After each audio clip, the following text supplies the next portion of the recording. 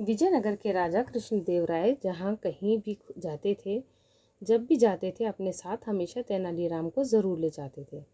इस बात से अन्य दरबारियों को बड़ी चिढ़ होती थी। एक दिन 3-4 दरबारियों ने मिलकर एकांत में महाराज से प्रार्थना की, महाराज कभी अपने साथ किसी अन्य व्यक्ति को भी बाहर ले जाने का अवसर दें। राजा को ये बात उचित लगी। उन्होंने उन दरबारियों को विश्वास दिलाया कि भविष्य में अन्य दरबारियों को भी अपने साथ घूमने फिरने का अवसर अवश्य देंगे। एक बार जब राजा कृष्णदेव राय वेश बदलकर कुछ गांवों में भ्रमण करने जाने लगे तो अपने साथ उन्होंने इस बार तेनालीराम को नहीं लिया, बल्कि उसकी जगह 2 अन्य दरबारियों के साथ ले लिया। घूमते घूमते वो एक गांव के खेतों पे पहुंच गए। खेत से हटकर एक झोपड़ी थी जहां कुछ किसान बैठे गपशप कर रहे थे। राजा और अन्य लोग उन किसानों के पास पहुंचे। उसने पानी मांगकर पिया। फिर राजा ने किसानों से पूछा, कहो भाई लोगों, तुम्हारे गांव में कोई व्यक्ति कष्ट में तो नहीं है? अपने राजा से कोई असंतुष्ट तो नहीं है? इन प्रश्नों को सुनकर गांव वालों को लगा कि वो लोग अवश्य ही राज्य के कोई अधिकारी गण हैं। वो बोले, महाशय, हमारे गांव में खूब शांति चैन है, सब लोग सुखी हैं। दिन भर कड़ी मेहनत करके अपने काम काज करते हैं और रात को सुख की नींद सोते हैं। किसी को कोई दुख नहीं है। राजा कृष्णदेव राय अपनी प्रजा को अपनी संतान की तरह प्यार करते हैं, इसीलिए राजा को असंतुष्ट होने का सवाल ही नहीं है पैदा होता। इस गांव के लोग राजा को कैसा समझते हैं? राजा ने एक और प्रश्न किया। राजा के इस सवाल पर एक बूढ़ा किसान उठा और ईख के खेतों में से एक मोटा सा गन्ना तोड़ लाया। उसने गन्ने को राजा को दिखाता हुआ वो बूढ़ा किसान बोला, श्रीमान जी, हमारे राजा कृष्णदेव राय बिल्कुल इस गन्ने जैसे हैं।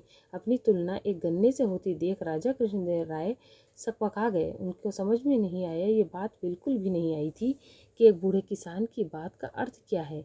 उनकी ये बात को समझ में नहीं आया कि इस गांव में रहने वाले अपने राजा के प्रति क्या विचार रखते हैं।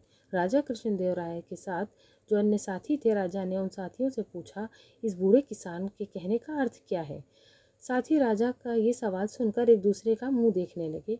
फिर एक साथी ने हिम्मत की और बोला, महाराज, इस बूढ़े किसान के कहने का साफ मतलब है यही है कि हमारे राजा एक मोटे गन्ने की तरह कमज़ोर हैं।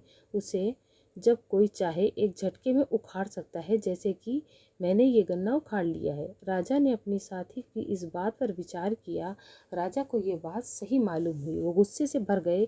इस बूढ़े किसान से बोले, तुम शायद मुझे नहीं जानते कि मैं कौन हूँ। राजा की क्रोध से भरी वाणी सुनकर वो बूढ़ा किसान डर के मारे थर थर काँपने लगा। तभी झोपड़ी में से एक अन्य बूढ़ा उठ खड़ा हुआ और बड़े नम्र स्वर में बोला, महाराज, हम आपको अच्छी तरह जान गए हैं, पहचान गए हैं, लेकिन हमें तो किस बात का है कि आपके साथी ही आपको असली रूप को नहीं जानते। मेरे साथी किसान के कहने का मतलब ये है कि हमारे महाराज अपनी प्रजा के लिए तो गन्ने के समान कोमल और रसीले हैं, किंतु दुष्टों और अपने दुश्मनों के लिए महानतम कठोर भी हैं। उस बूढ़े ने एक कुत्ते पर गन्ने का प्रहार करते हुए अपनी बात को पूरी की। इतना कहने के साथ उस बूढ़े ने अपना लबादा उतार फेंका और अपनी नकली दाढ़ी मूछें उतारने लगा। उसे देखते ही राजा चौंक पड़े। तेनालीराम, तुमने यहाँ भी हमारा पीछा नहीं छोड़ा। तुम लोगों का पीछा कैसे छोड़ता भाई? अगर मैं पीछा न छोड़ता तो तुम इन सरल हृदय किसानों को मौत के घाट ही उतरवा देते। महाराज के दिल में क्रोध का ज्वार पैदा करते सो अलग तो तुम ठीक ही कह रहे हो तेनालीराम, मूर्खों का साथ हमेशा दुखदाई होता है। भविष्य में मैं तुम्हारे अलावा किसी और के साथ नहीं रखा करूँगा।